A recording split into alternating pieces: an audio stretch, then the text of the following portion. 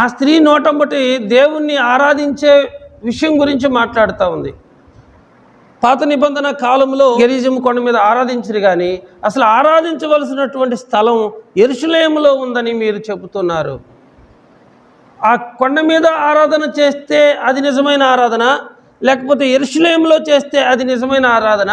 అసలు ఎక్కడ ఆరాధన చేస్తే దేవుడు మన ప్రార్థన ఆలకిస్తూ ఉంటాడు? చాలామంది ఏమంటారంటే అక్కడికి వెళ్తే అద్భుతాలు జరుగుతాయి, ఇక్కడికి వెళ్తే ఈ అద్భుతాలు జరుగుతాయి అని చాలామంది అనేక ప్రాంతాలకు వెళ్తారు, అనేక ఊర్లకు వెళ్తూ ఉంటారు ప్రార్థనలకి.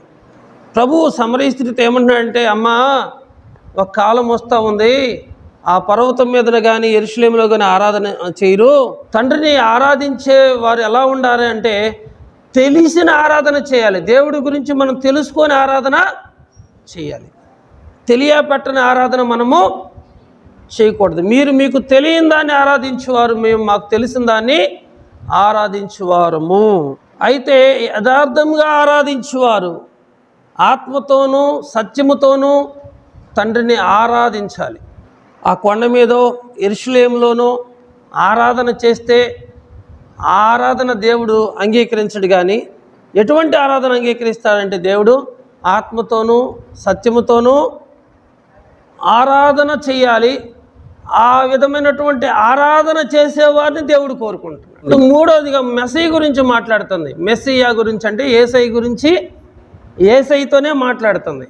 ఆ స్త్రీ ఆయనతో క్రీస్తును పడిన మెస్సియా వచ్చునని నేను ఎరుగుదును, ఆయన వచ్చినప్పుడు మాకు సమస్తమును తెలియజేయని చెప్పగా, యేసు నీతో మాట్లాడుచున్న నేనే ఆయననని ఆమెతో చెప్పాను. వారు ఎంతసేపు మాట్లాడుతున్నా కానీ వారు ఆత్మ సంబంధమైన విషయాలే మాట్లాడుతున్నారు, కానీ శరీర సంబంధమైన విషయాల గురించి యేసయ్య ఆమెతో మాట్లాడట్లేదు. ఆమె కూడా ఆత్మ సంబంధమైన విషయాల గురించే యేసయ్యతో మాట్లాడుతుంది. దేవుడు బలహీనమైన వ్యక్తుల్ని, తృణీకరించబడి త్రోసివేయబడినటువంటి మనుషుల్ని దేవుడు ఎన్నుకొని వారి ద్వారా దేవుడు మహిమపరచబడతాడు. లోకములో గనులైన వారిని కాకుండా వెర్రి వారిని, బలహీనులను దేవుడు ఆయన పని కొరకు ఏర్పాటు చేసుకున్నాడు.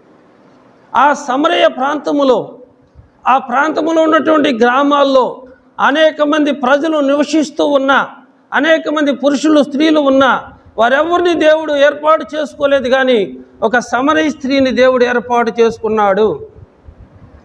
ఆ సమరయ స్త్రీ దేవుని యొక్క ఎన్నికలో ఉంది.